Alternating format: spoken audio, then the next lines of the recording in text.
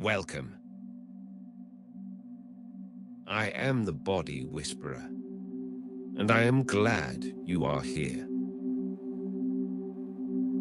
Let us go quietly inside you to meet Cortisol Carl, one small part of you that keeps working through the night while you sleep. Cortisol Carl, the body's dawn alarm, stands calmly off-duty in the quiet adrenal glands through the night, holding his rhythm perfectly still so the repair crews can work, and waiting for his one true appointment at morning. But first, let us settle in together. Find a comfortable position. Let your arms grow heavy, your legs, your shoulders. Take a slow breath in and let it go. One more. In and release. Good.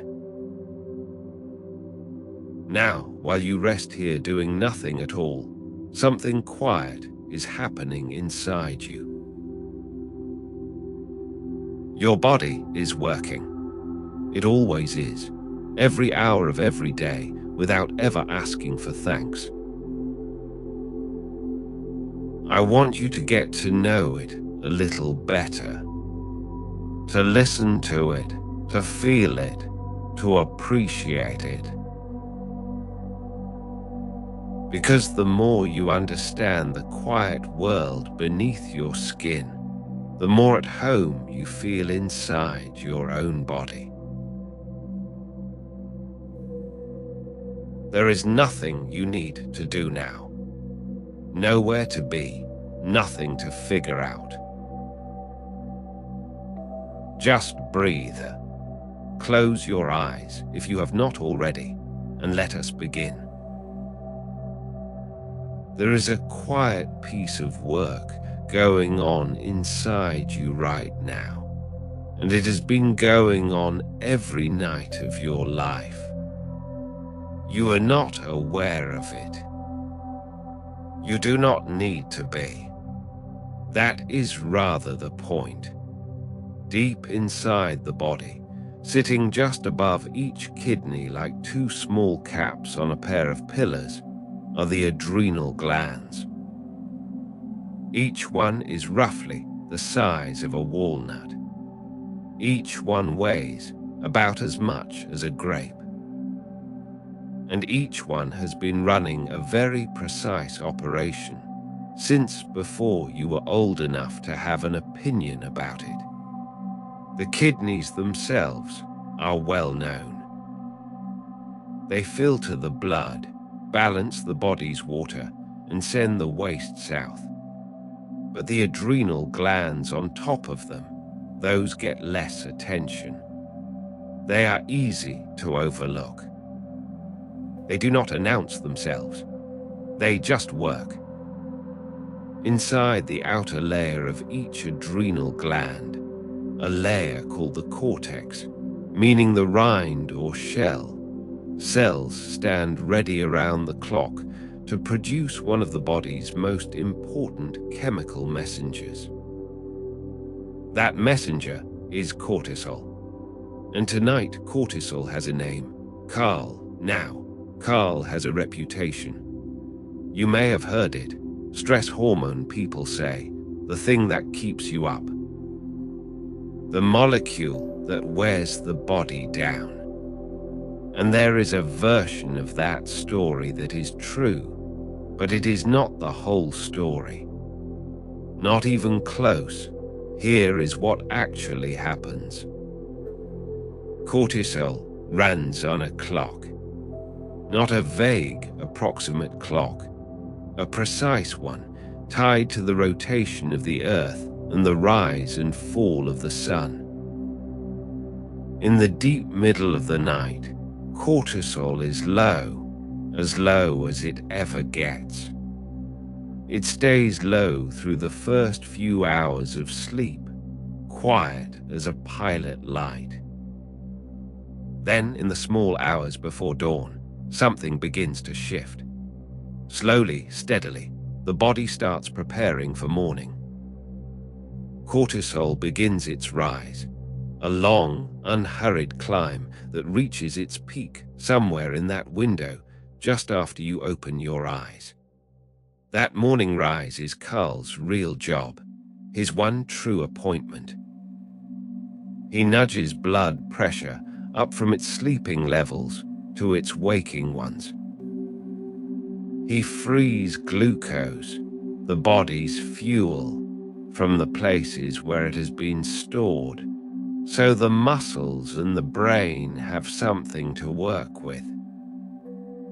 He sharpens focus, wakes the immune system to daytime readiness, lifts the mood toward action.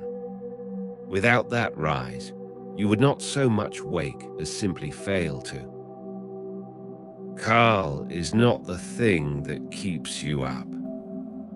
Carl is the thing that gets you up. There is a difference, and it is the whole point. So what is he doing right now, at this hour? He is standing down. This is not a failure. This is not a malfunction. This is Carl doing his job perfectly, because his job has two halves, and the second half is knowing when to stop. The rhythm only works if both ends of it hold, the high end in the morning and the low end right now. A clock that never stops ticking is not a better clock. It is a broken one. Carl knows this, and so he waits. The adrenal glands are quiet. The cortex, that outer rind where cortisol is made, is producing very little. The signals that would call for more have gone still, because the brain has moved into its nighttime configuration, and in the nighttime configuration, the alarm stays off. That is not weakness. That is the system working exactly as it was built to. Meanwhile, the body takes its chance, because here is the thing about cortisol's low hours. They are not empty, they are full. They are full of work that can only happen when cortisol steps back. Repair work, rebuilding work. The kind of slow structural maintenance that the body has been putting off all day because there were more urgent things to handle. The overnight fast, the long stretch between the last meal and the first, is not an accident. It is an appointment the body keeps with its own chemistry every single night. But that is work for the other crews. Carl is not involved, and that is the point. He knows his hours. He knows his place in the order, and his place right now is low. The adrenal glands sit still above the kidneys. The cortex is quiet. The chemical signals that would rouse Carl are absent, held back by the brain's own nighttime systems, by the body's own sense of when enough is enough. Low and holding. This is what a healthy rhythm looks like. Not cortisol gone, not cortisol crushed or suppressed or eliminated. Just cortisol in its place, at the right level, at the right hour. The way a good alarm clock looks when it is 2 in the morning and it has no business going off. You do not praise it. You do not notice it. It simply sits there, accurate and still, and waits for its moment. Carl knows this dark. Your breath is easy now. The weight of your limbs has settled into the surface beneath you. The body is already beginning its nighttime work, the long, slow business of putting itself back together. And sitting quietly above each kidney in two small walnut-sized glands that most people never think about, a very important alarm clock has done exactly what a good alarm clock does at this hour. It has stayed quiet. That is the whole art of it. That is the thing worth understanding. Not the rise. Everyone notices the rise. The art is in the stillness, in the knowing when not to ring. And right now, the stillness holds. Let your chest rise and let it fall. Slow and unhurried, like water moving over smooth stone. There is no effort in it anywhere.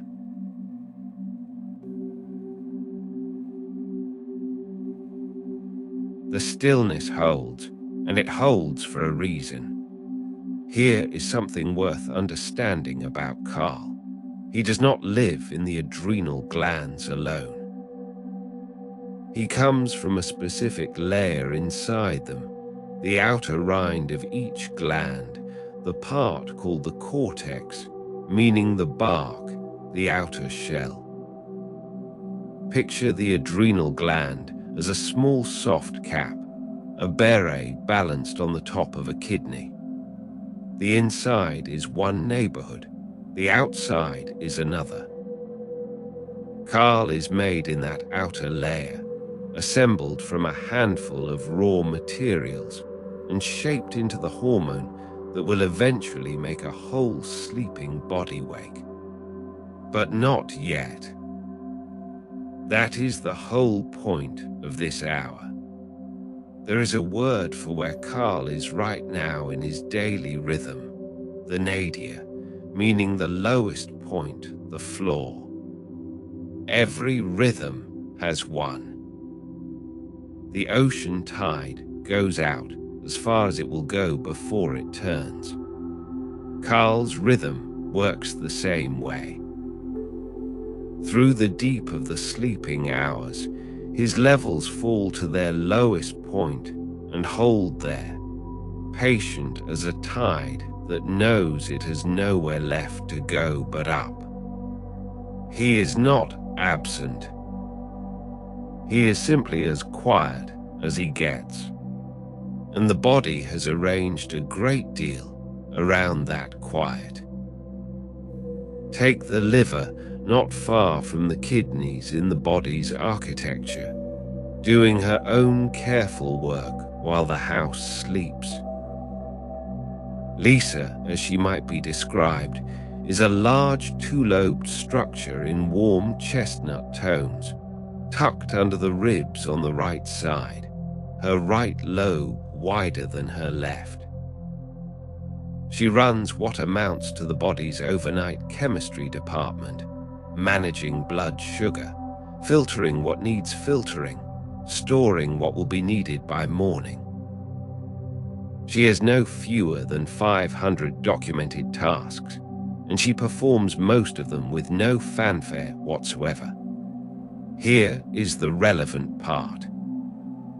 Lisa's cells carry something called cortisol receptors, little docking stations, in plain terms, that recognize Carl and respond to his presence. When he is high, those docking stations receive his signal and shift her metabolic behavior accordingly. When he is low, as he is now, through these sleeping hours, that signal quiets. And in the quiet, certain kinds of careful, patient work can proceed without being redirected. Lisa would not put it sentimentally. She would say only, the field is clear. Carl knows his hours. We have order here. She is not wrong. This is the thing about cortisol that the word stress hormone tends to obscure. Cortisol is not simply a response to threat. It is an organizer. It carries information through the bloodstream and that information changes how various tissues behave, what they burn, what they store, what they prioritize. When Carl is high, the body tilts toward readiness, toward action, toward spending. When Carl is low, the body tilts the other way, toward repair, toward replenishment, toward restoring what the day used up. So Carl's low tide is not an absence of activity. It is the presence of a different activity, a quieter one, the kind that cannot happen while the alarm is ringing. Somewhere across the sleeping body, that shift is already well underway. Tissues that spend the daylight hours in service, carrying oxygen, filtering blood, holding tension in a jaw or a shoulder, are now receiving the body's slower, more patient attention. The chemistry that does this work does not require much. It requires mainly that Carl stay where he is, low and still, so the field remains clear. Carl knows this. He knows it the way a tide knows to stop. Not through decision, through rhythm. Through the same signal chain that has run since before he was first understood by the scientists who eventually named him. A structure deep in the brain, part of the system that keeps the body's clocks coordinated, sends a message down through the pituitary gland, a small structure at the base of the brain that relays instructions to the adrenal glands. And that message, through these sleeping hours, is essentially, hold. Not yet. The night has hours remaining. The adrenal glands receive this. Carl stays low. The cortex hums along at its quietest register, producing just enough and no more. Just enough is one of the body's most underrated achievements. Not nothing, not a flood, just the maintenance level, the keep the lights on amount. The body does not switch Carl entirely off. That would leave certain basic functions without their quiet background signal. It simply turns the dial down to its gentlest setting and holds it there, steady as a hand on a wheel. Out past the kidneys, past the adrenal caps and their quiet cortex, the bloodstream carries Carl's low-tide signal to every tissue that listens for it. And each tissue, receiving that low signal, understands what it means. It means the day is done. It means the repair window is open. It means the rush is over, and the slower, more careful work can now proceed without being interrupted. This is the architecture of the sleeping body, not silence, order, not the absence of Carl. The presence of Carl in exactly his right place. The floor of the rhythm held, not because nothing mattered, because everything could. Your arms are heavy. Your legs are heavy. That heaviness is the good kind, the kind that means the day is finally over.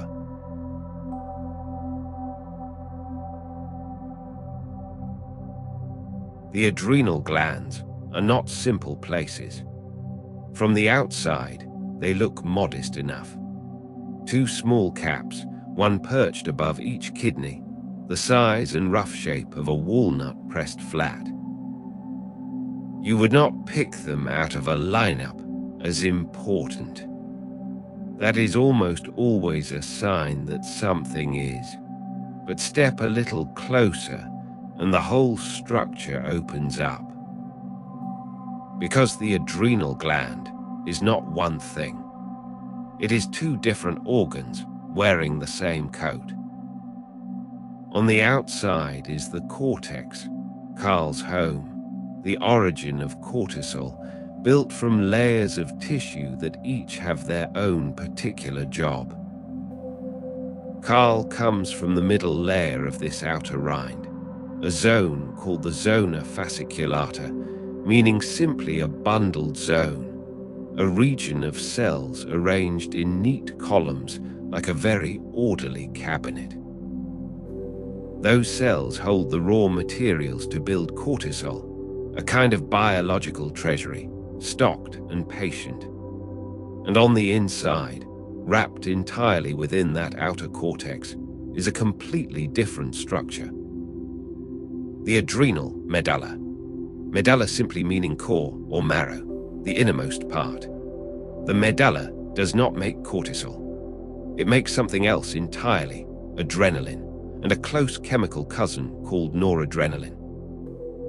These are the body's fast response messengers. Where cortisol works in minutes and hours, adrenaline works in seconds. Where Carl adjusts the thermostat with a slow, deliberate hand, the medulla throws a switch. Think of it this way. Carl is a long, slow dawn. The medulla is a lightning bolt. And here is the quiet miracle of the design. These two systems share an address, but keep almost entirely separate hours. At this hour, both are still. The medulla sits in the dark, its cells resting easy, no urgent signal coming down from the brain to prompt them. No sudden demand, no loud noise in the hall. The fast system is quiet because nothing is asking it to be fast. And Carl, out in the cortex, is equally at rest, not absent, never fully absent, but low and steady, held there by the long hand of the body's own clock. That clock is the thing worth understanding. The body runs on a daily rhythm, a natural, built-in cycle of roughly one full day, called the circadian rhythm, from the Latin circa diem, meaning approximately a day. Almost every organ keeps some version of this rhythm.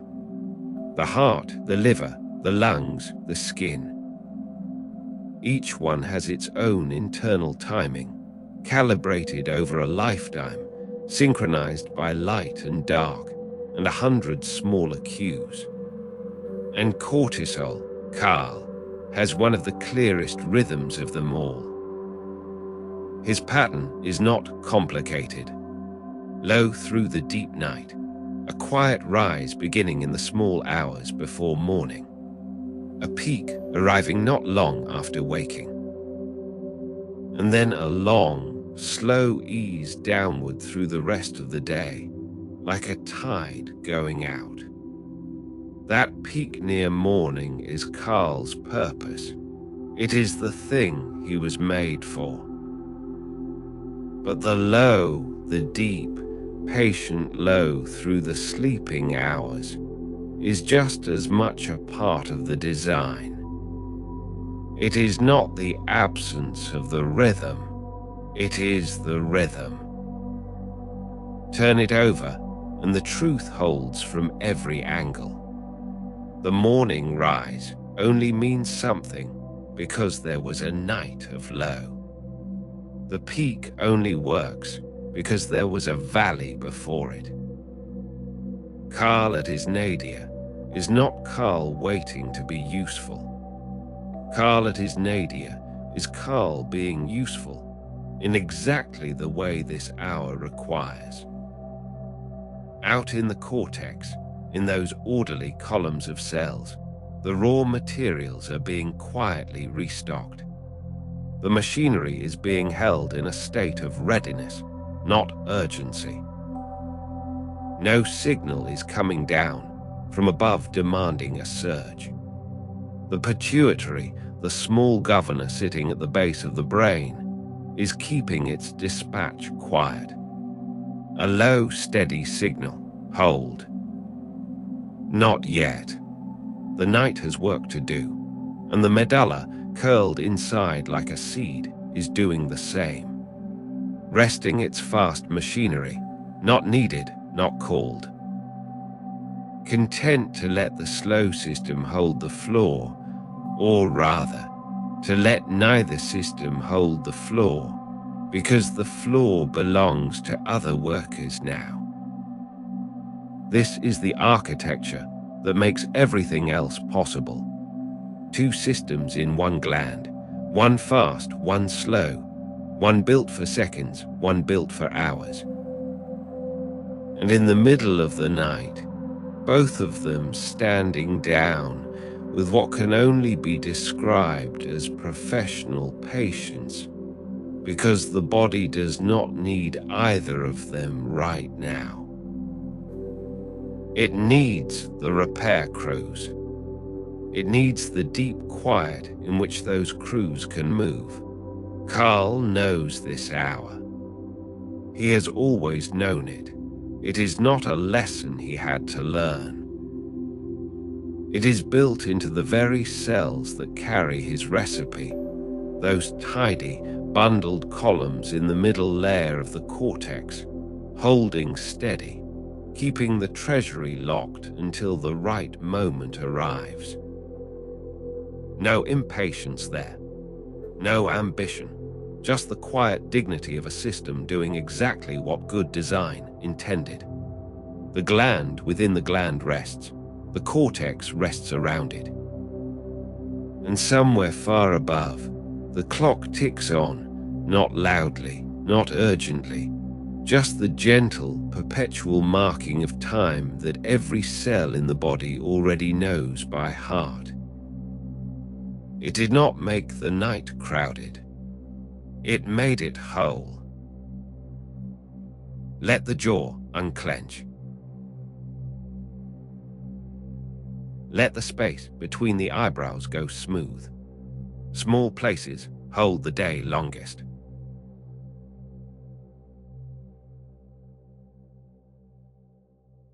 There is a conversation happening right now that you will never hear. It is one of the quietest conversations in the body, and it has been going on since you closed your eyes. It runs up through the spine, threads into the base of the brain, and ends in two small glands sitting calmly above the kidneys. No sound, no visible movement. Just a signal passed, acknowledged and held. Here is how it works. The brain has a kind of inner timekeeper, a small cluster of cells tucked deep behind the eyes, running on a rough 24-hour loop called the circadian clock. That clock does not just track time. It gives orders, and one of its most consistent orders, delivered through the small hours, is this: hold Carl low, not because something is wrong, because this is the hour when low is exactly right. The order does not go directly to the adrenal glands. It passes through a chain, 3 links, each one precise. The hypothalamus, a region at the brain's floor, speaks first. It sends a small releasing signal downward to the pituitary gland, which sits nestled just beneath the brain like a pea on a shelf. The pituitary reads that signal and decides how much instruction to pass along to the adrenal cortex, the outer layer of those 2 walnut-sized caps above the kidneys. When the circadian clock says hold, the hypothalamus sends less. The pituitary relays less. The adrenal cortex releases less. Carl stays low. This chain has a name, because the body names the things it takes seriously. It is called the HPA axis, meaning the hypothalamus, the pituitary, and the adrenal glands working together. Think of it as a thermostat with 3 parts instead of 1. The clock sets the desired temperature. The hypothalamus reads the room. The pituitary adjusts the dial. The adrenal glands respond accordingly. Through the night, the desired temperature is cool and still. And so cool and still it is, Carl knows this hour.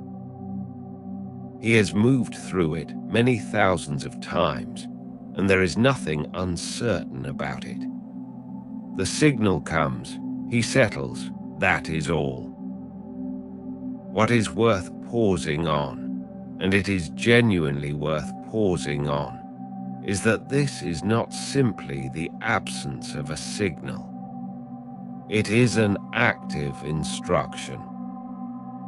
The body does not merely forget to wake Carl up. It sends a specific, organized message telling the adrenal cortex to keep its output low. The quiet is engineered, it is chosen. That matters because a body that ran on pure momentum, with Carl rising whenever he happened to rise, would be an unpredictable thing. Tissues that carry cortisol receptors, the liver, certain immune cells, cells lining the gut, need to know when he is coming and when he is not. Their work schedules are built around his. When Carl is low, they proceed. When Carl is high, they adjust. They are not guessing. They are reading a calendar that the HPA axis prints fresh every 24 hours. Liver Lisa, running her night shift somewhere deep in the body's right upper corner, a two-lobed organ, warm and chestnut brown, managing the blood's chemistry with the steady authority of someone who has never once been thanked enough for it. She knows this calendar well. She carries cortisol receptors of her own. When Carl is appropriately low, those receptors sit quiet. The metabolic work she does in the small hours proceeds without hormonal interruption.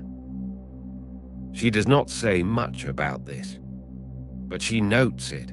She finds the orderliness agreeable. And then there is the feedback loop.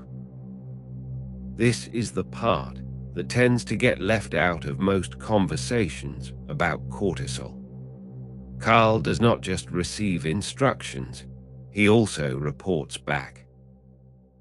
When he is circulating at even low levels, the hypothalamus and pituitary sense his presence and modulate their output accordingly. The system reads itself, it checks its own work.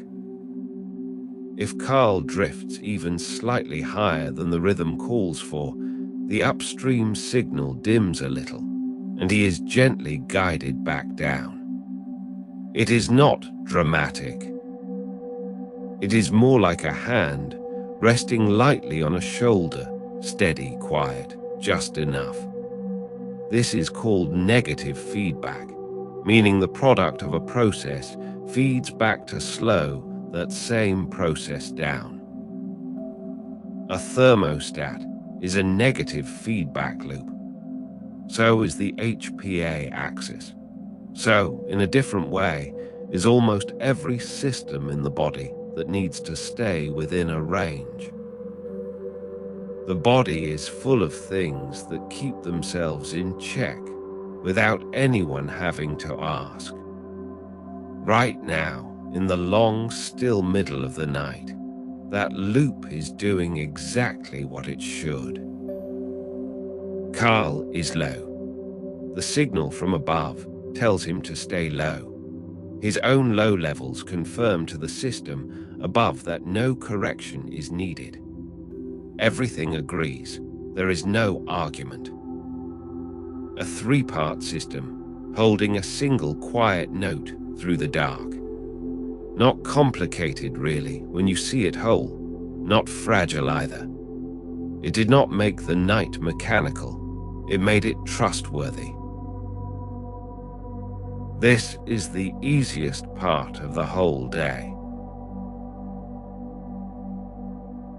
Nothing to carry. Nothing to finish. Only rest and the quiet dark.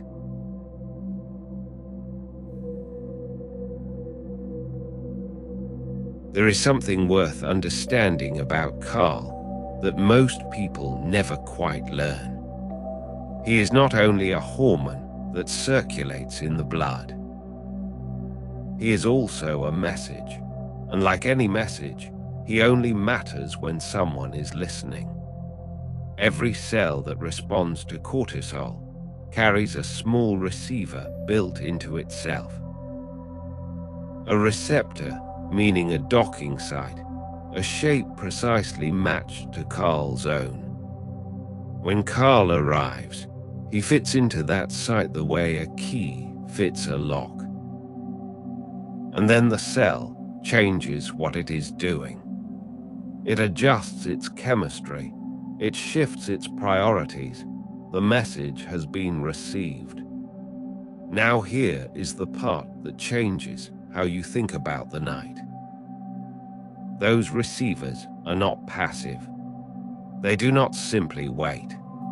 They are themselves regulated, tuned up and tuned down depending on how much of Carl has been around lately.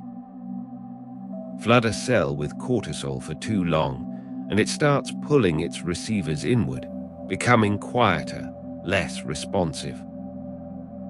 Give a cell a long stretch of low cortisol, say, the full dark arc of a night of sleep, and something different happens. The receivers come back. The cell refreshes its sensitivity. It becomes ready to hear Carl clearly when he finally does arrive. This is one of the reasons the nightly valley matters, beyond simply letting the body rest. It is a calibration. The quiet stretch through the sleeping hours is not only time off for Carl. It is the window in which the tissues that listen to him restore their ability to hear him well. Liver Lisa knows this intimately. She is the body's night manager, converting raw materials into fuel, processing what needs processing, maintaining the blood's chemical balance through the dark hours. Her cells carry cortisol receptors in considerable number. And when Carl holds low, as he is doing right now, Lisa's receptors have room to settle. They are not saturated. They are not being driven. They are, in the quiet way of biology, resetting themselves for morning. She would not call it rest exactly. Lisa does not rest, but she would call it order. And order is the word she reaches for most often. Growth hormone Greg would agree, though he would phrase it differently. Greg works the body's deep structural repairs, the slow rebuilding of muscle fiber, the quiet work in connective tissue, the cellular maintenance that cannot happen when the body is running daytime chemistry. He is at work right now, somewhere in the slow pulse of deep sleep. And one of the things that allows him to work without interference is precisely this. Carl's docking sites are quiet. The cell is not receiving cortisol signals that would redirect its energy toward readiness. The energy can go somewhere else, toward repair, toward rebuilding. Greg appreciates this the way a contractor appreciates an empty building site. No one redirecting the materials, no last-minute changes to the plan. Just the work proceeding as it should. Here is the thing about cortisol receptors that makes the whole picture a little more remarkable. They exist throughout the body, in the liver, yes, but also in muscle, in the immune system's cells, in fat tissue, in parts of the brain. Carl is not a local message. He is broadcast. When he rises, the whole body shifts in the same direction at once. Many tissues reading the same signal and responding in their own particular ways. And when he holds low, that whole distributed network of listeners gets to stand down together. This is not something that happens in spite of sleep. It happens because of it. The darkness, the stillness, the low metabolic tempo of the sleeping hours. These are the conditions under which the broadcast goes quiet and the receivers refresh. What nobody tells you, perhaps, is that the body does not simply experience cortisol's morning rise as a sudden loud noise. It experiences it as a clear, readable signal received by well-rested receivers in tissues that have had the full dark hours to prepare themselves for exactly this moment. The rise lands cleanly because the night was quiet. Carl knows this hour. He holds low not only because the HPA axis is commanding him to. He holds low because the whole design of the system points toward it. The receivers refreshing, the repair crews working in the biological space his absence creates, the body building toward a morning arrival that will make sense when it comes. There is a kind of intelligence in this that has nothing to do with planning or decision-making. It is structural.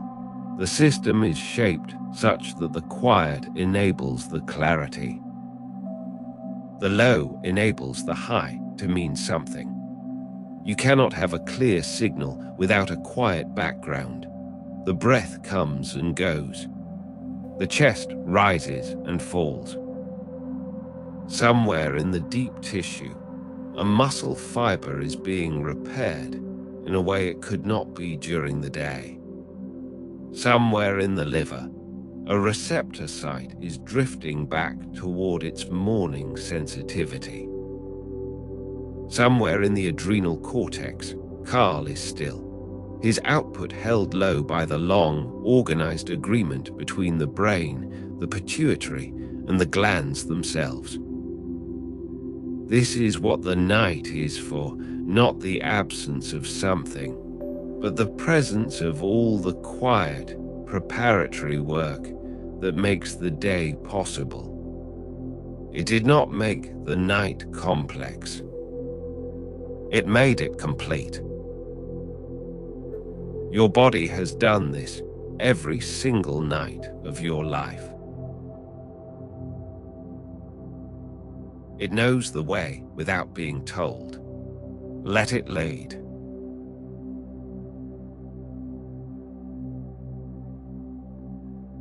There is a thing about Carl that does not come up often enough. He does not work alone, not in the sense that the body helps him. Of course, the body helps him. Everything in the body helps everything else. That is the arrangement. What is worth noticing is something more specific. Carl's rhythm has a mirror image, a counterpart. A figure running the exact opposite schedule on the exact same clock. That figure is melatonin Mila. Mila is the body's darkness signal, the hormone, the pineal gland, a small pea-sized structure near the center of the brain, releases in response to the fall of light. When the day dims and the eyes stop catching bright signals, Mila gets her cue. She begins to rise. And she does not merely rise, she spreads, moving through the bloodstream with a quiet authority, letting every cell she touches know that the world has gone dark and the body's priorities have shifted accordingly. She appears as something like a small, deep blue shape, compact and unhurried, with the faint luminous quality of something that belongs to the dark. Serene is the word. She has done this before. She will do it again. She is simply glad the darkness cooperated. Darkness she would tell you is her cue. And here is the part that deserves a moment of quiet attention. Mila's rise and Carl's fall are not two separate events that happen to coincide. They are one coordinated movement. The same master clock in the brain, a tiny cluster of nerve cells behind the eyes, called the suprachiasmatic nucleus, which is just a precise name for the body's central timekeeper, governs both of them. It holds them in a kind of deliberate opposition, the way a seesaw holds two weights. When one end goes up, the other goes down. When Mila ascends through the evening, Carl descends. When Carl begins his long, quiet hold through the sleeping hours, Mila is already at her height, doing her own careful work. They share the clock, though not the same shift. This is worth sitting with, because it reframes what the night actually is. The night is not the absence of Carl's rhythm. It is Mila's half of the same rhythm. The whole daily arc, Carl high in the morning, Mila high in the evening, Carl low through the sleeping hours, Mila easing off before dawn, is one continuous pattern, not two separate ones that happen to alternate. The body, in other words, does not simply turn Carl off and wait. It replaces his signal with a different signal. Mila steps forward as Carl steps back. The baton is passed with a precision that the body has been practicing for as long as humans have lived under a sky that darkens at night and brightens at morning. Carl knows this. He has always known it.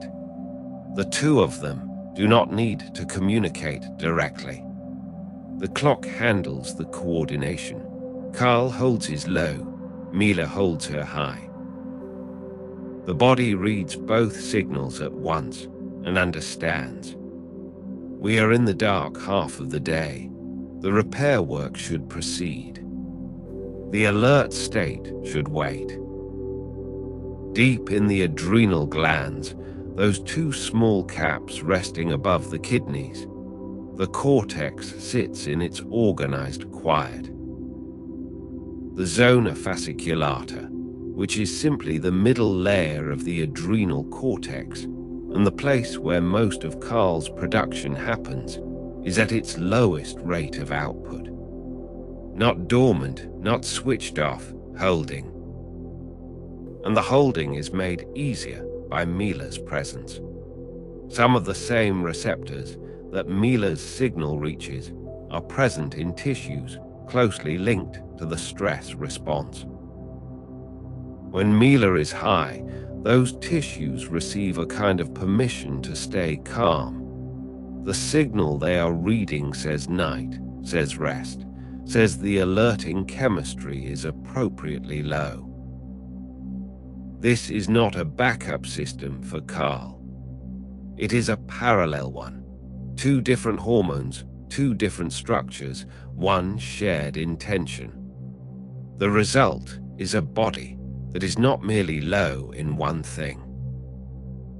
It is high in another thing that reinforces the low. Mila, for her part, does not think about Carl much. She is too busy. Melatonin touches an impressive range of tissues, not just the brain, but the gut, where some melatonin is also produced independently, and various other cells that carry receptors for her signal. She is quieter than Carl, smaller in absolute quantity, but her message travels widely. She is a murmur, not a shout, and the body has learned to listen for murmurs. She noticed, somewhere around the first deep sleep cycle, that Carl was appropriately low. She noted this the way a careful colleague notes that the rest of the team has done their part. No ceremony. Just the quiet satisfaction of a system working as it was built to work. By this hour, with sleep already established and the dark settled fully around the room, the two of them are simply maintaining. Carl at the floor of his arc, Mila near the peak of hers. The adrenal glands calm, the pineal gland steady, the shared clock turning at its one patient pace. It did not make the night divided, it made it whole. The room is dark, and the dark is kind. Sleep is not something you reach for. It comes and finds you.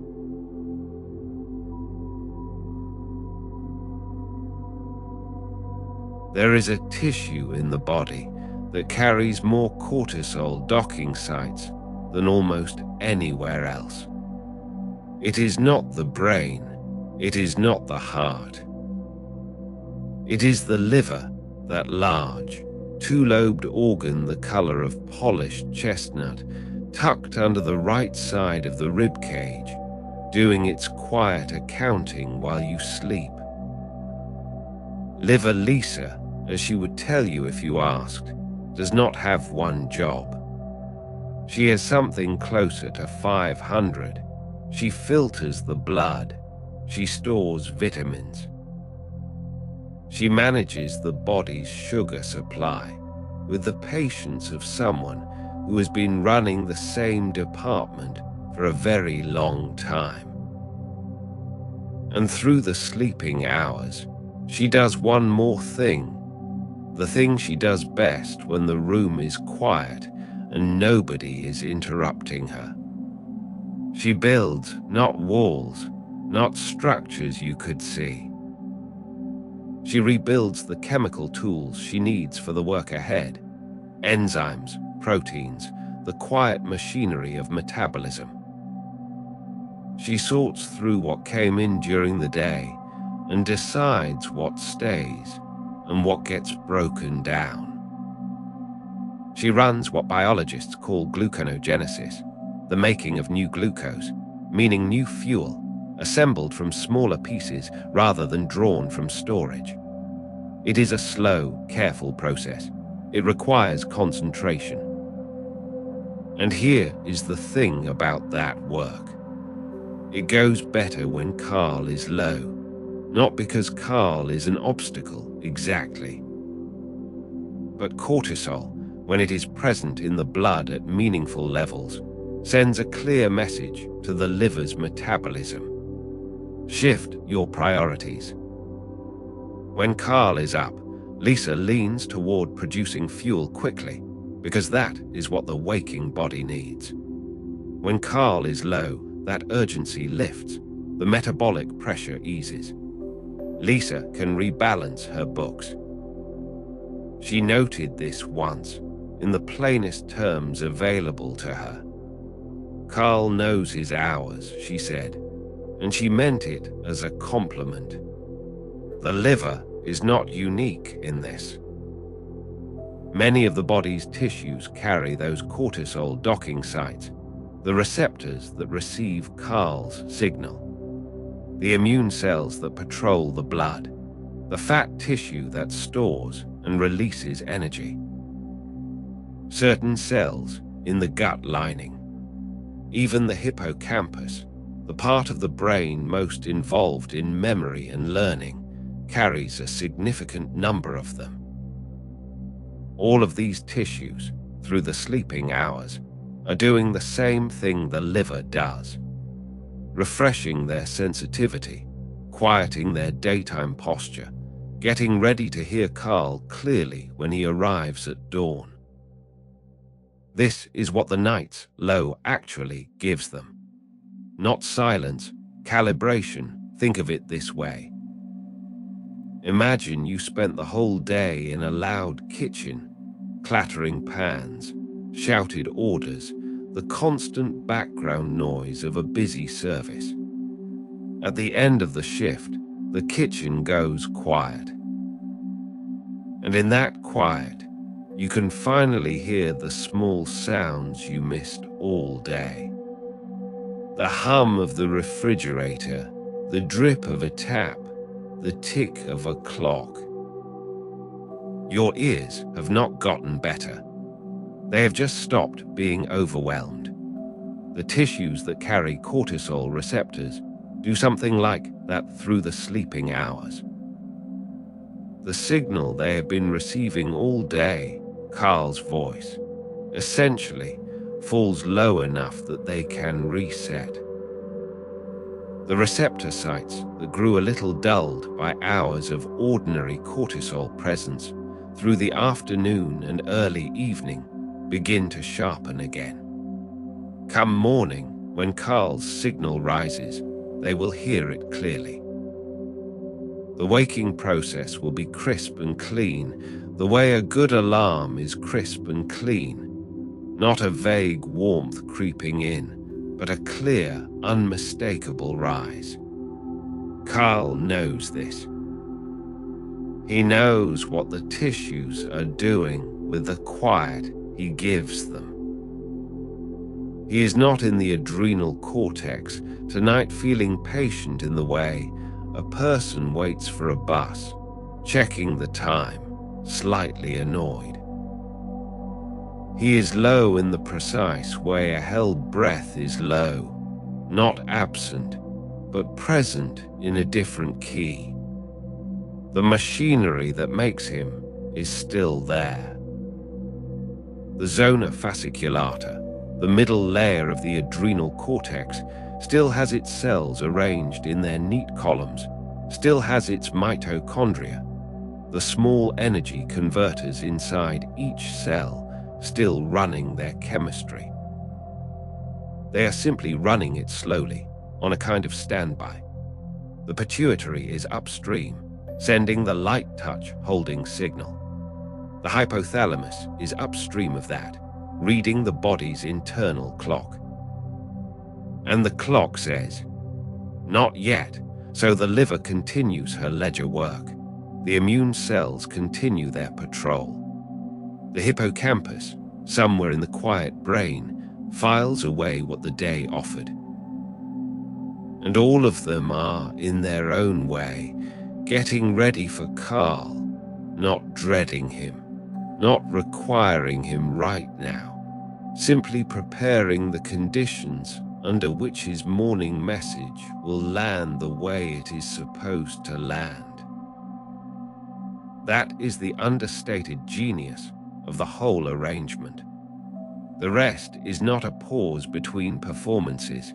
The rest is part of the performance. The low makes the high useful. The quiet makes the signal clear. It did not make the night passive, it made it purposeful. The mind is allowed to wander off mid-sentence. Let it. There is nothing here you have to keep hold of.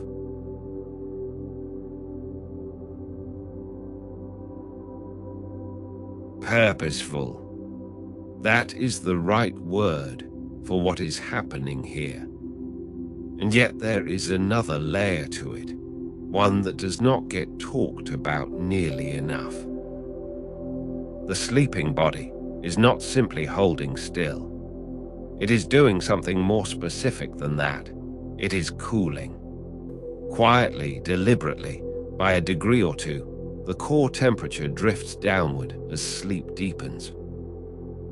Not a drop, not a sudden change. A slow, unhurried easing, the way a stone loses its warmth after the sun goes down. And that cooling matters to Carl. Here is the thing about temperature and cortisol. They are not strangers. The body's inner thermometer and its hormonal clock are neighbors. They share a wall. Body temperature runs on roughly the same 24-hour rhythm as cortisol, rising toward morning, falling in the hours before and after sleep begins. The two rhythms are not identical, but they lean in the same direction. When one falls, the other tends to follow. Not because one commands the other, but because they are both responding to the same deep timekeeper, the circadian clock, ticking quietly in the suprachiasmatic nucleus at the center of the brain, a cluster of cells smaller than a grain of rice that governs more of the body's daily schedule than almost anything else. Carl knows this rhythm. He was built inside it. As the core temperature drifts lower in the sleeping hours, the body requires less fuel to maintain itself. Less engine noise, less metabolic hum. The demand on every system, including the ones that call on cortisol, softens. And that softening gives Carl permission to stay low. Not because he has been ordered to, though the HPA axis does send that signal faithfully, but because the whole physiological environment of the sleeping body is arranged to make low the easiest thing to be. Think of it as a room that has been prepared. The lights are already dimmed. The temperature is already dropped. The noise has already stopped. A person trying to stay calm in a room like that does not have to fight for it. The room is doing the work. That is what the sleeping body does for Carl. It arranges itself so that rest is the path of least resistance. The cool core temperature, the slowed breath, the lowered heart rate, the quiet darkness. Every one of these is a signal, biological and physical at once, that says, "Not yet."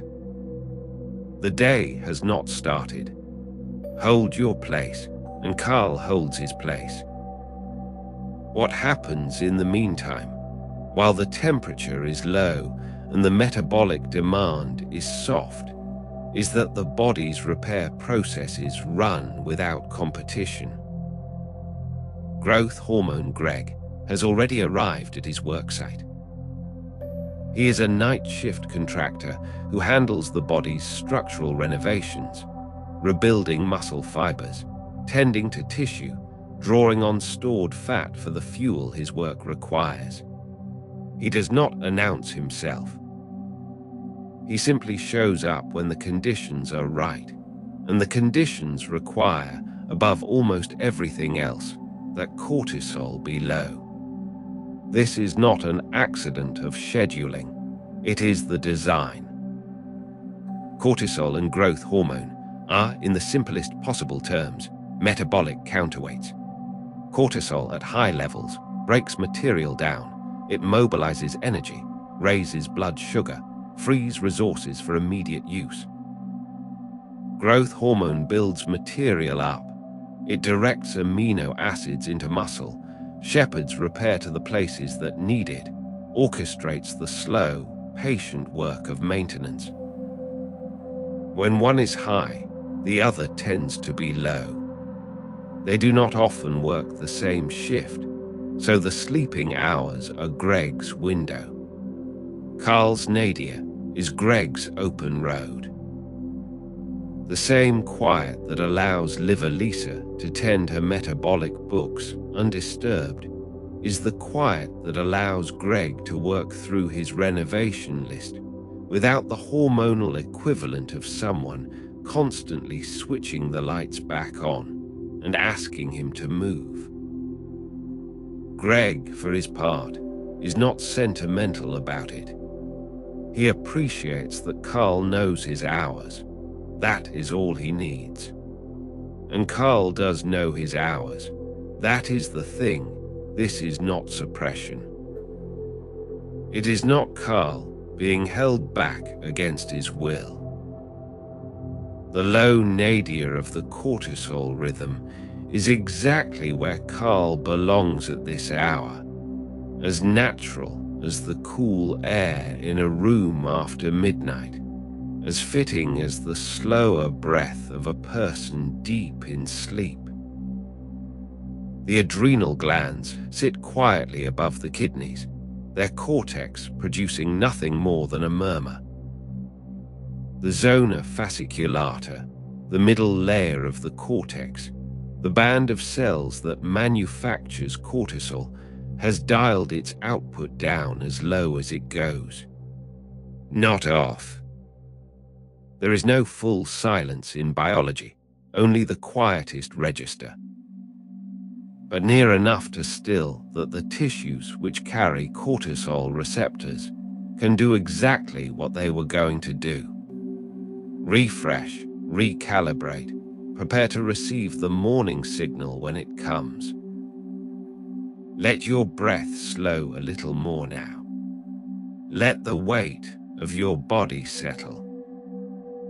The cooling you may feel at the edges of sleep, the loosening of warmth, the quiet heaviness in the limbs, that is the body arranging the room.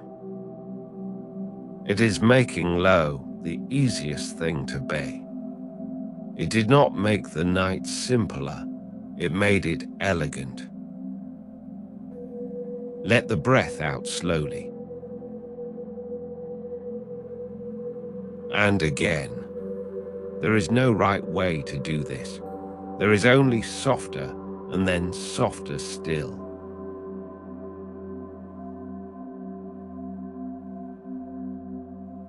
Elegance is not stillness. That is worth sitting with for a moment. A sleeping body looks still from the outside. The breath is slow, the muscles have settled, the eyes are closed.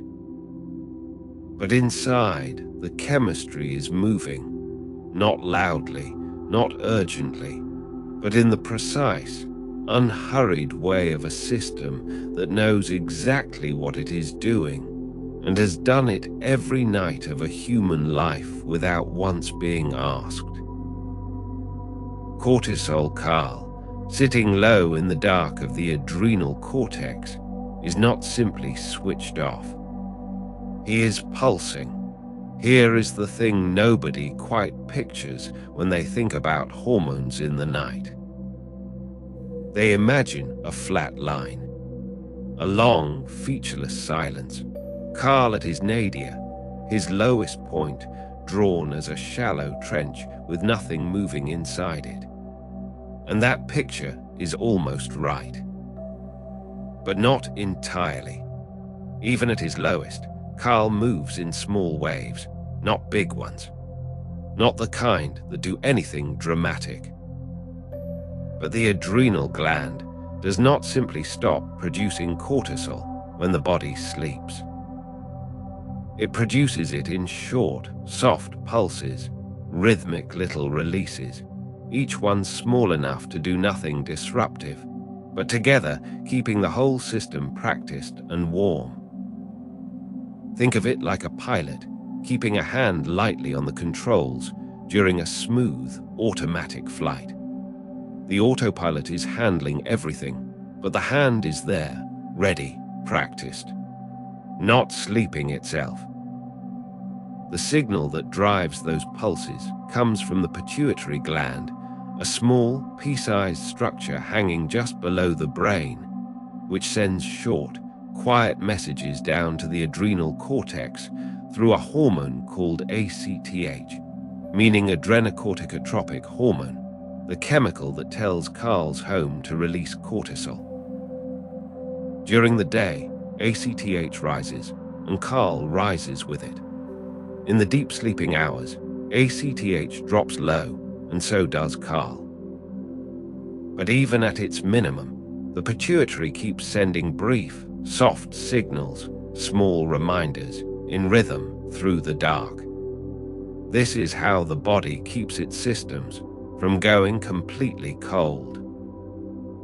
A system that falls entirely silent takes time to restart. It needs warming up, it needs calibration. but a system that keeps its rhythm even at a low hum. That system can accelerate smoothly when the moment calls for it. Carl's morning rise does not come from a cold start. It comes from a gentle rhythm that has been running all along, growing by the smallest degrees through the last hours before waking. And those small degrees matter. Somewhere in the small hours before dawn, the pituitary begins to send its ACTH signals a little more frequently. Not dramatically, not all at once. The pulses come a little closer together, a little stronger, the way a musician might slowly bring a rhythm up from barely audible to something the room can feel. Carl responds in kind. Each small release from the adrenal cortex adds fractionally to the last. The line that looked flat begins, very gradually, to slope upward. This is called the cortisol awakening response, the long, smooth preparation that the body begins long before the eyes open. By the time the first light enters and the brain registers morning, Carl is not scrambling to catch up. He has been on his way for hours, quietly, without fuss, exactly as designed. Gabrielle, holding the door of the sleep zone firmly from her station in the brain, is aware of this. She is not oblivious to the slow brightening of Carl's signal in the pre-dawn hours. But she does not step aside yet. The pacing is right. The signal is still soft. Her one note in the book is a single appointment. Dawn. Until that hour is real, the door stays closed and the body stays in the deep work of the night. Carl knows this. He has no desire to push. The rhythm is not his to control. It belongs to the whole architecture of the circadian system, the clock in the brain's hypothalamus ticking away its 24-hour measure. Carl is not the clockmaker. He is the one who keeps his place in the schedule, low when the schedule calls for low, rising when the schedule calls for rising. It is not passivity. It is the specific discipline of something that understands its own role. The adrenal glands themselves, those two small caps sitting above the kidneys, are unremarkable to look at. Each one the size of a walnut. Each one draped over the top of a kidney like a small hat left behind by someone who had somewhere else to be. They do not announce themselves. They have no moving parts the eye could follow. And yet inside the outer layer of each one, the zona fasciculata, the middle zone of the adrenal cortex, the specific place where cortisol is made, is keeping its quiet rhythm. Pulse by small pulse, dark hour by dark hour, not storming, not resting completely, just keeping the beat. There is something worth noticing in that. The body does not trust itself to silence even the things it is holding low. It keeps them rhythmic instead. Even the quiet has structure. Even the low point has shape. It did not make the night emptier. It made it continuous. The day has loosened its grip. Whatever it was carrying, it can put down now. You are allowed to be finished with it.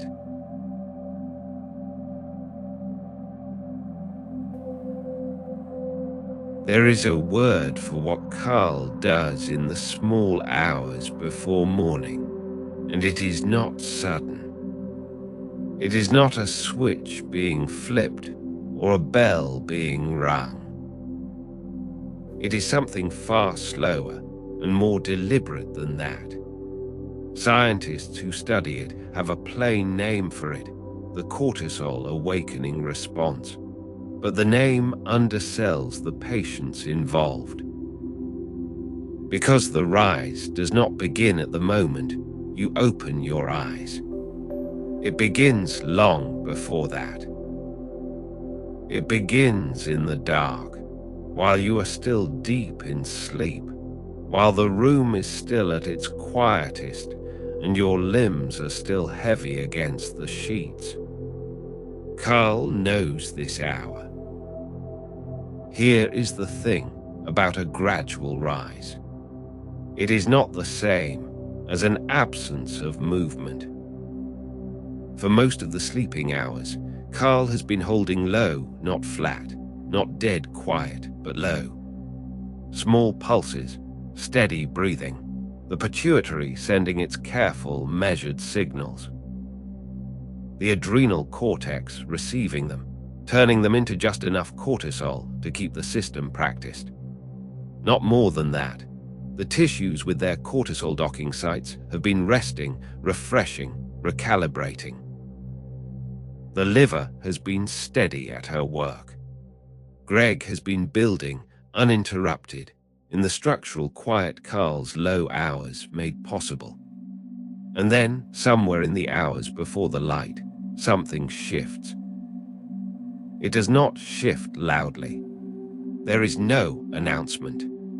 The suprachiasmatic nucleus, the body's central clock, that small paired cluster of cells nestled deep in the brain, has been tracking time all along. It does not need the sun to tell it morning is coming. It carries the pattern inside itself, encoded in the cycling of its own proteins, a molecular clock that runs on roughly a 24-hour loop. And as the clock advances through its pre-dawn phase, the signals it sends begin, very gently, to change. The hold loosens just slightly. The pituitary, receiving the new instructions, lets a little more of its own signal through, the signaling hormone that tells the adrenal cortex to produce more cortisol, whose plain name is ACTH. The adrenal cortex, which has been receiving small pulses all through the sleeping hours, is already warm and ready. It is not starting from zero. It has been practicing for exactly this. The rise, when it comes, does not come as a flood. It comes as a tide. The kind of tide that moves imperceptibly from moment to moment, but that, when you look up from the water's edge an hour later, has covered a great deal of ground. That is what the sleeping hours were for. All of it, the low valley, the small pulses, the receptor recalibration, the temperature drop, the undisturbed repair work, it was all pointing toward this. Not to the moment of waking, exactly. To the moment the body becomes ready to wake. The distinction matters. Waking is the event. Readiness is the preparation, and the preparation takes hours. Melatonin Mila, still holding the darkness in place, still doing her patient work from the pineal gland, is already aware of what is coming. She does not step aside dramatically. She does not sound an alarm. She simply begins, with the same quiet efficiency with which she does everything, to ease back. The darkness that was her cue is giving way to something the eye cannot yet see, the first astronomical paleness at the edge of the horizon, a lightening so subtle that no window in the room has registered it yet. But the clock inside, the suprachiasmatic nucleus, has registered it. It has been waiting for it. Mila steps back in the way a tide ebbs, not all at once, not reluctantly, simply as the next part of a pattern that has been running without interruption for the entire night. She and Carl have shared this clock for the whole of a human life. They have never met at the same high point. One rises while the other falls. That is not an accident. That is the design. And Carl, in the adrenal cortex, that thin outer layer of the gland resting quietly above the kidney, begins to answer the changed signal. The zona fasciculata, the middle band of cortex where most of his work is done, begins producing cortisol at a pace that is clearly different from the small maintenance pulses of the deep night. Not urgently, not explosively, but with a gathering steadiness that, measured across the next hour, would show a clear upward line. The body is not awake. The body does not know yet, in any conscious sense, that morning is approaching. The brain is still slow, still cycling through its later sleep stages, still holding the relaxed, dreaming weight of deep rest. The breath is easy. The shoulders are down. The pillow holds the same warmth it held an hour ago. But in the adrenal glands, the preparation is already underway. The system that will lift the body into the day, that will nudge blood pressure to its daytime level, free fuel from stored sources, sharpen attention to something like morning focus. That system is already moving. Quietly, unhurriedly, with the confidence of something that has done this before. Carl knows this dark. It was not wasted. It was not simply the absence of morning. It was the ground morning is built on, the low that made the rise possible, the quiet that made the signal clear. It did not make the morning easier. It made the morning exact. Deeper now. Softer now. The breath keeps its own slow time, in and out, without any help from you.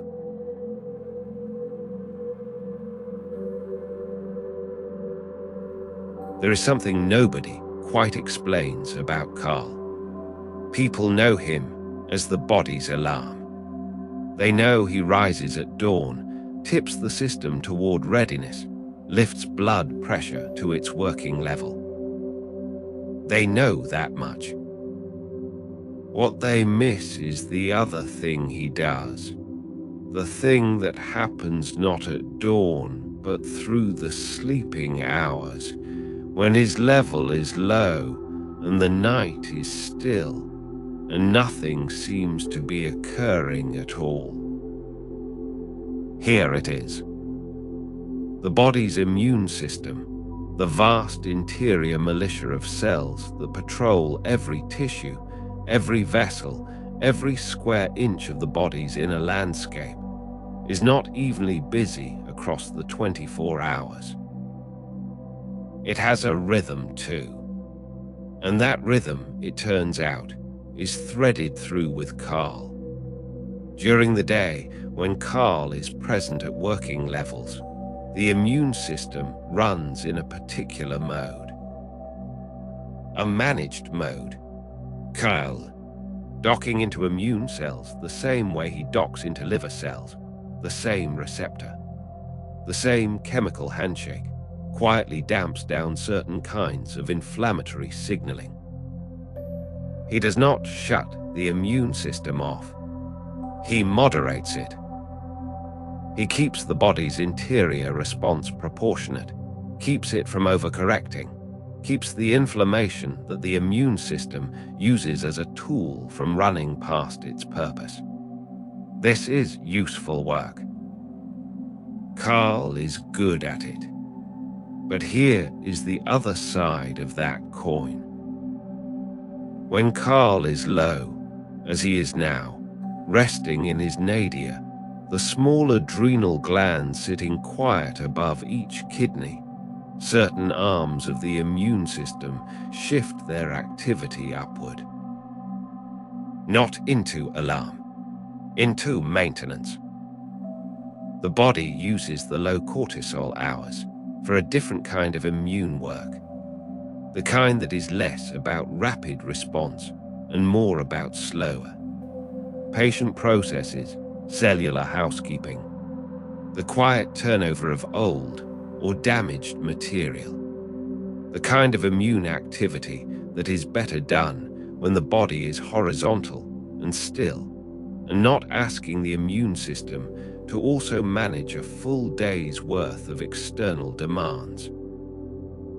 The language researchers use for this is something like a shift in the balance between different arms of immune activity.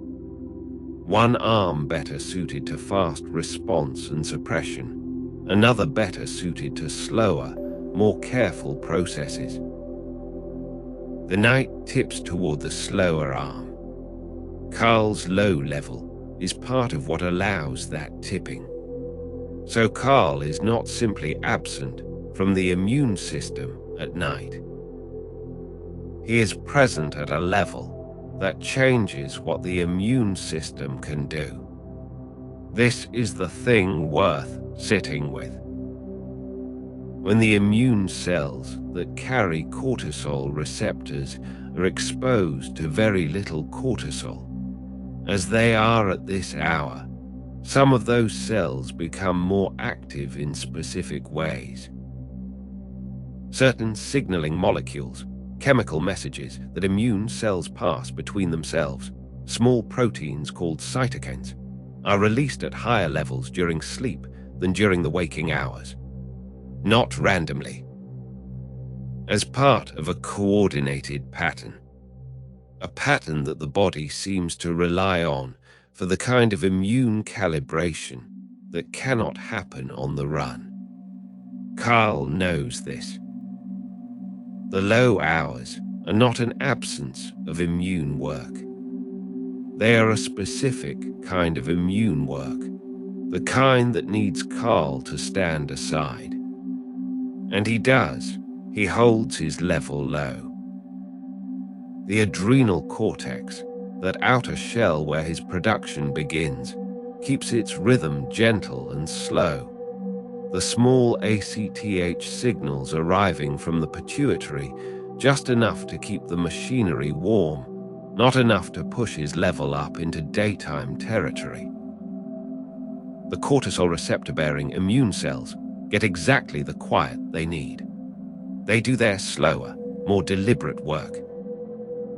And sometime before morning, when Carl begins his gradual pre-dawn climb, they will shift back toward their daytime mode, responsive, moderated, ready for whatever the waking world delivers.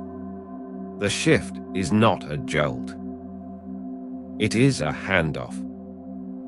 Melatonin Mila, still present at this hour though beginning her long, slow ebb, has her own relationship with immune signaling, her presence threading through the same dark hours, the same cellular conversations.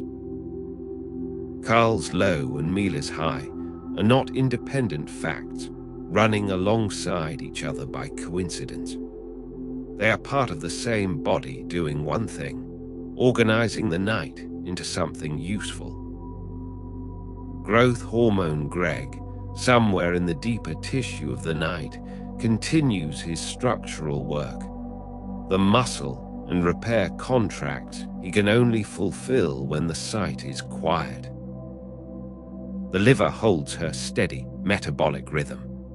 The immune system turns over its patient tasks, and Carl holds his place, low, purposeful. Not waiting in the sense of doing nothing, but waiting in the sense that a craftsman waits, tools ready, conditions right, the next phase still some hours off.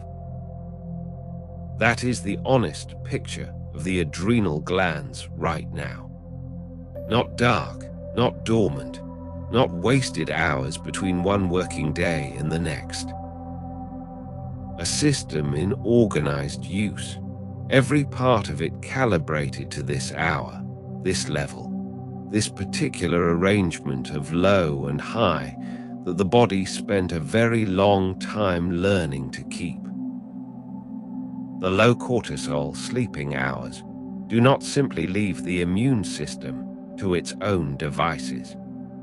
They give it the conditions it was built for. Let the back settle into the mattress. Let it take your weight completely. It has been waiting all day to do that.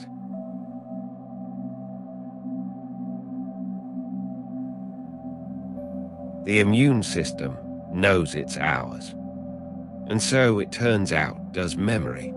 Not memory in the warm, nostalgic sense, the smell of old books, a grandmother's kitchen. Memory in the strict biological sense, the way the brain takes a day's loose impressions and presses them into something durable. The way experience moves from short-term storage into the deeper library. That is a physical process, a kind of slow biological filing, and it happens right here in the sleeping hours while Carl holds low. Here is how it works. During the day, the brain's hippocampus, a curved, seahorse-shaped structure tucked deep inside the brain, receives information continuously. It holds things provisionally, a name, a route, a fact encountered at noon. None of that is stored yet, not in the permanent way. It is more like a clipboard, full by evening, needing to be cleared.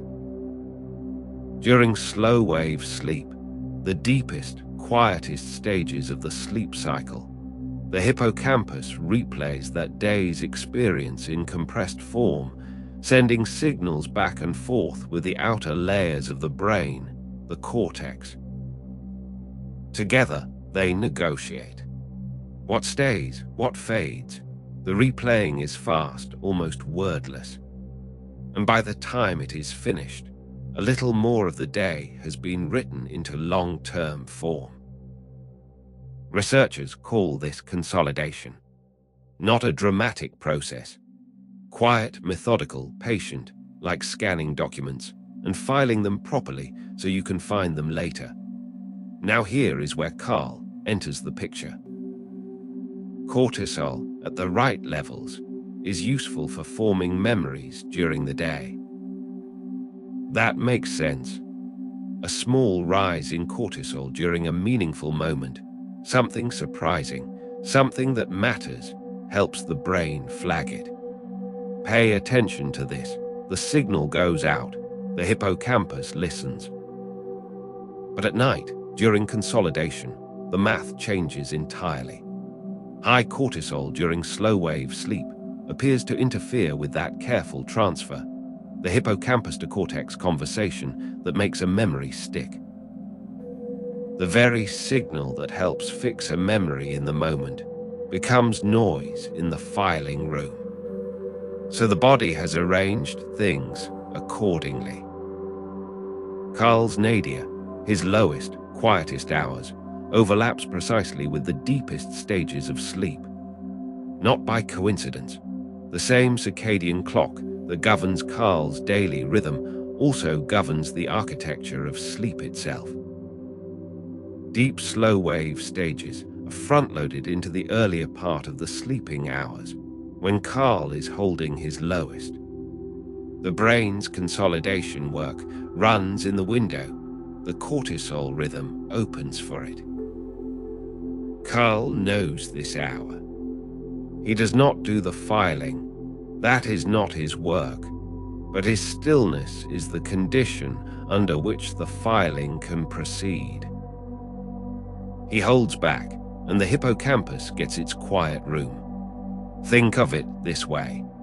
Imagine trying to have a careful, concentrated conversation while someone nearby runs a blender intermittently. The words are still there. The ideas are still there. But the signal keeps getting broken up, and something in the careful transfer gets lost. Carl's low hours switch off the blender. The conversation between hippocampus and cortex can happen cleanly. And this is a precise arrangement, not a rough one. The cortisol nadir does not simply lower the noise floor generally. It does so during the hours when the brain has specifically scheduled its deepest consolidation work. The circadian rhythm and the sleep architecture are running on compatible clocks, and Carl's quiet is written into both of them.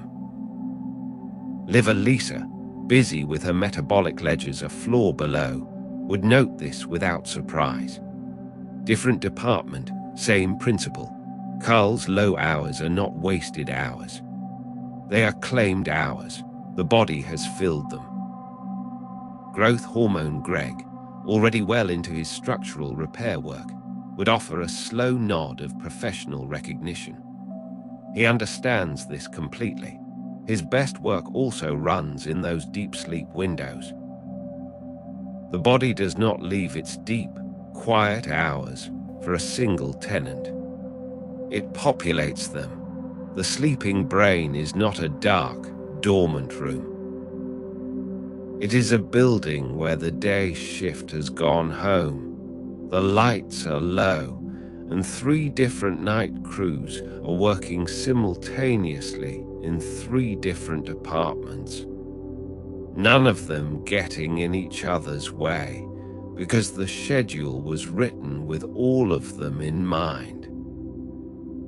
Cortisol's role in that schedule is to be absent, or rather precisely, usefully low, not gone, still pulsing faintly as established earlier in the night, but low enough that the hippocampus can do its careful work without interference, low enough that the filing room is quiet. There is something quietly astonishing in this. The hormone most associated with wakefulness, with alertness, with the sharp edge of a fully engaged day. That hormone's greatest gift to the mind may be the hours when it steps back. When it makes itself small, holds its place, lets other processes run. The morning rise will come. Carl's appointment with the dawn is written into the same clock. But that appointment is made meaningful in part by this. The hours of clean, low quiet that came before it. The brain that wakes with Carl's gradual morning rise is not the same brain that fell asleep. It has been reorganized, filed, refreshed. Carl did not do that work. He simply left the room tidy. Feel how still the room has become. Warm and quiet and safe. Nothing here needs your attention. Nothing here is asking anything of you at all.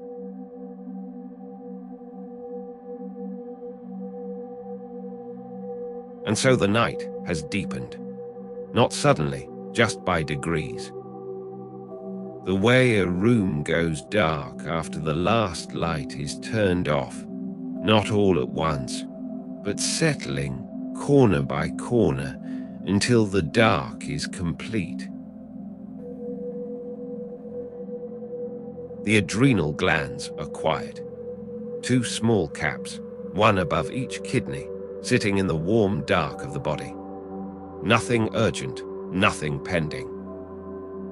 Just the slow, patient hum of a system doing exactly what it is supposed to do. Carl is low. He has been low for hours. Not absent, he is never fully absent, but low the way a pilot light is low. Barely a flicker, enough to stay ready. Not enough to disturb anything. The outer layer of the adrenal gland, the cortex, Carl's home, rests in its quiet rotation. A small ACTH signal arrives from the pituitary, soft as a knock on a distant door. Carl answers it with the smallest rise, and then settles again, just keeping warm, just staying practiced. The cortex knows this hour. Deep in the abdomen, Lisa is working. The liver that large. Chestnut brown shape, managing hundreds of quiet tasks at once, is doing what it does when the night is undisturbed. Steadying the blood sugar. Processing, tidying. She has all the room she needs. No cortisol pressure. No daytime hormonal interference. Just the clean, unhurried pace of a department with a good manager who knows when to stay out of the way. Lisa would not use the word grateful, but she notes it. She notes when the conditions are right. And the conditions are right. Somewhere in the deep architecture of sleep, Greg is working too. The quiet contractor, he does not make much noise, he never does. But the structural work is happening, the slow repair, the patient rebuilding, the kind of renovation that can only happen when the house is still. Carl's low hours are Greg's working hours. That arrangement has held for as long as there have been sleeping bodies. It holds now. Mila is present. She has been present since the dark arrived, deep midnight blue, luminous in the small way that nightlights are luminous. She does not announce herself. She simply does her work. And her work at this hour is to hold the signal steady. To say, not yet, to keep the clock exactly where it belongs. When Mila is high, Carl is low. That is the arrangement. It is not negotiated. It is written into the body's deepest timing, set by the small cluster of cells in the brain that has been counting light and dark since before you could name it.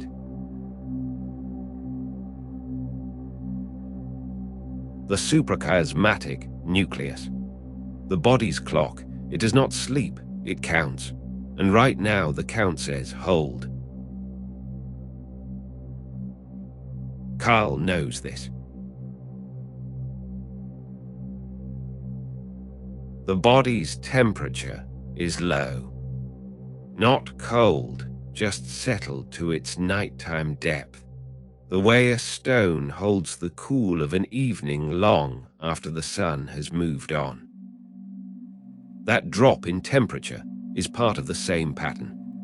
The same clock, everything coordinated, everything holding its place. The breath is easy. The weight of the limbs is real and comfortable. The pillow holds the head the way a good pillow does, without effort, without asking anything in return. This is the deepest part of the pattern. The valley, the nadir. The point at which the body is furthest from morning and also most completely itself. doing the work that only this hour allows.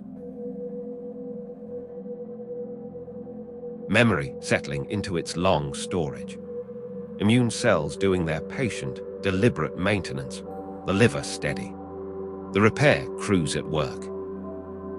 The cortex of the adrenal gland keeping its small, warm hum, not loud enough to interfere, just steady enough to stay ready. All of it happening without instruction, without effort from the person sleeping. That is the part that deserves a moment of quiet attention. None of this requires anything from you. The body knows its schedule. It has known it for a very long time. Carl will not rise for a while yet. The clock has not shifted. The signals have not changed. He is simply here, low and patient, in the warm dark above the kidneys, holding the rhythm that makes morning possible. Not rushing, not waiting with any urgency, just holding his place in a pattern that is larger than any one part of it. The adrenal glands are quiet. The body is deep in its work, and the night is doing exactly what a good night does. Carl knows this dark. The night is deep now. Deep and still and very comfortable. There is nothing to do here, nothing to solve. You just need to be present in this quiet, in this dark.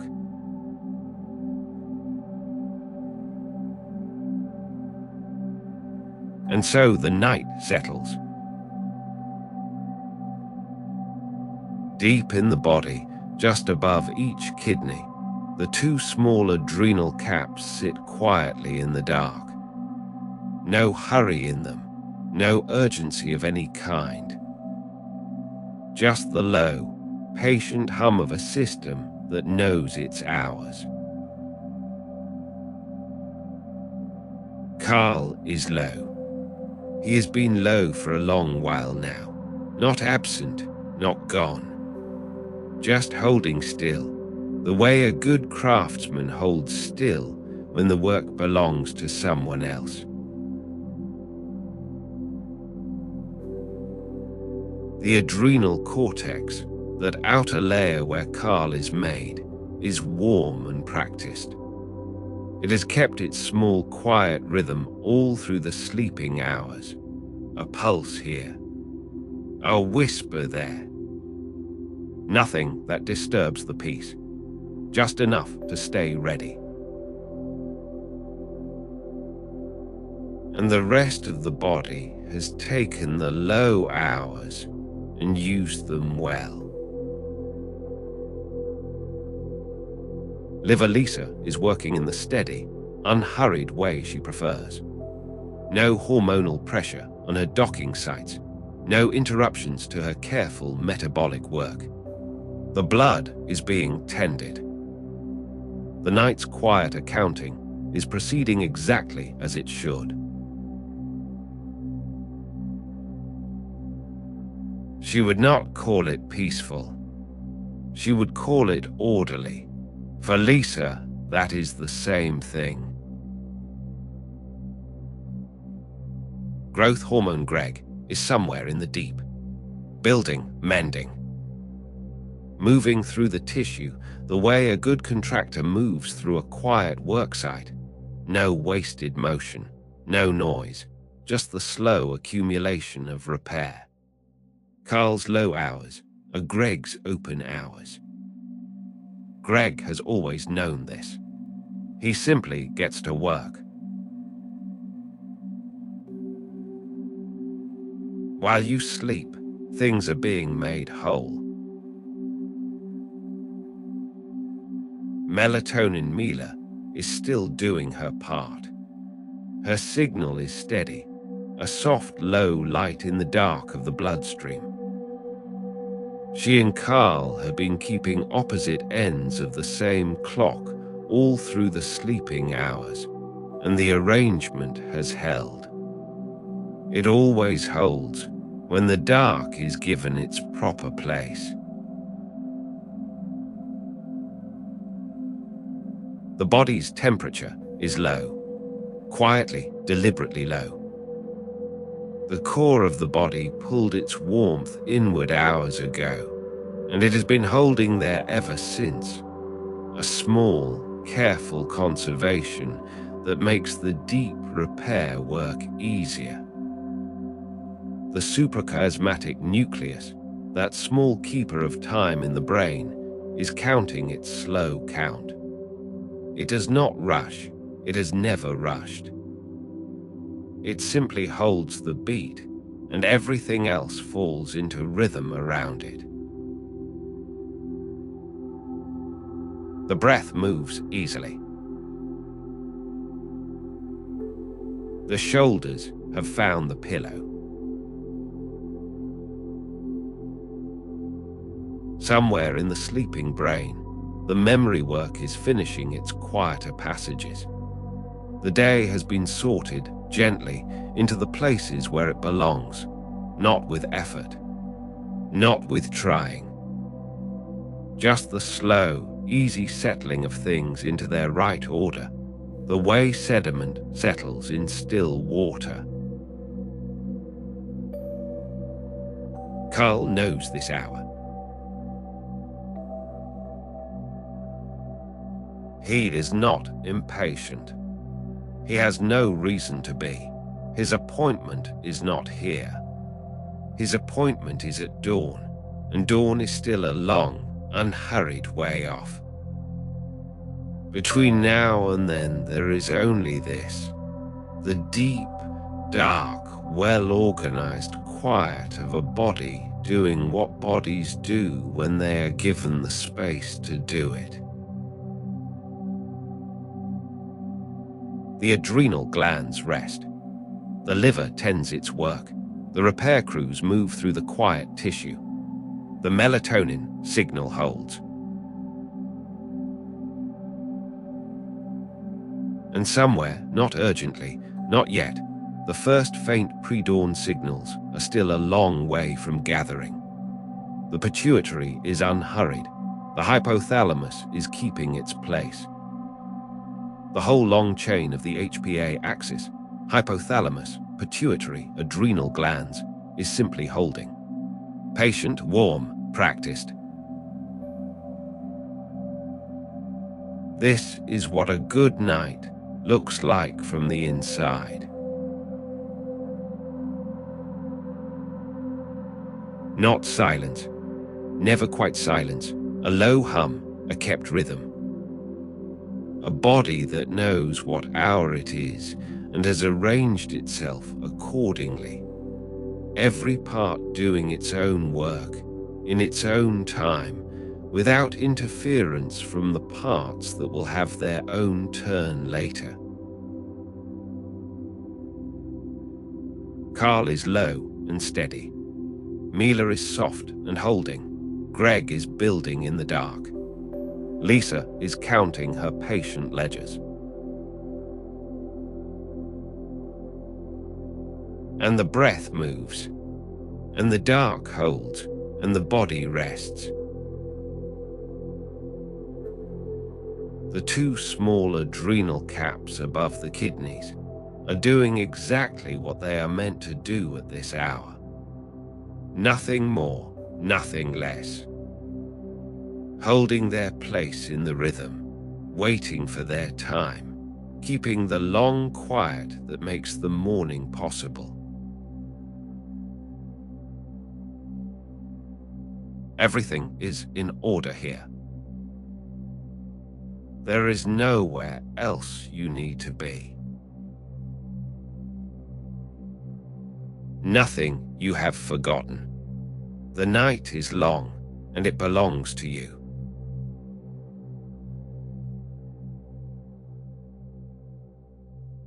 holding their place in the rhythm, waiting for their time, keeping the long quiet that makes the morning possible. Everything is in order here, and so the night draws toward its deepest point. The adrenal glands, those two small caps, one resting above each kidney, are still. Not empty, not absent, simply quiet. The cortex holds its low hum. The signals from the pituitary come in gentle, unhurried pulses, keeping the machinery warm without asking it to run. Carl waits. He is good at waiting. He has done this every night of every life that ever had him in it. Lisa, the liver, works on without fanfare. Her two lobes turning slowly through the hours, releasing measured amounts of fuel into the blood, keeping the sleeping body steady. She has cortisol receptors of her own, small docking sites that, through these low hours, have grown sensitive again, refreshed, ready. She notes Carl's absence the way a careful worker notes a well-kept schedule. It is the right thing. She is glad of it. Greg finishes one quiet repair and moves to the next. He does not announce himself. He simply builds. Deep in the slow wave valleys of this sleep, he has had everything he needed: low cortisol, cool core temperature, open field. The work is getting done. Mila holds her signal steady. Her melatonin has been high for hours now. The darkness cooperated, and she cooperated with the darkness. She and Carl remain at opposite ends of the same long clock. She high, he low, and the balance between them is exactly what it is meant to be. Not competing, not colliding. Running the same machine from different ends. The suprachiasmatic nucleus, that small cluster of cells behind the eyes that acts as the body's central timekeeper, counts on through the dark without hurry. It has already begun, somewhere in its quiet arithmetic, to lean toward morning. Not loudly, not yet, just the first faint tilt of the balance. Carl knows this dark. He is not asleep, exactly. He is low and ready. The cortisol awakening response will begin its gradual climb in the hours still to come, not at the moment of waking, but long before it, a patient and prepared ascent. The morning is being arranged right now, from the inside, while the room is still black and the breath is slow and the body is exactly where it should be. No repair undone. No signal out of place. No clock running fast or slow. Just the body keeping its word. While you sleep, Cortisol Carl is already at work. He holds himself precisely low. Low enough that the liver can recalibrate, that Greg can build, that the sleeping brain can file away what the day left behind, and he has already begun the long, gradual rise that will meet you at morning. The adrenal cortex hums. The rhythm holds. The two small glands above the kidneys rest in the dark, doing exactly what they were made to do. You don't have to do anything. Your body knows exactly what to do. It's been doing this work for your entire life, every single night. So let it, trust it. And as you drift deeper now, Cortisol Carl will be here when you wake up. Quieter, calmer, better, sleep well.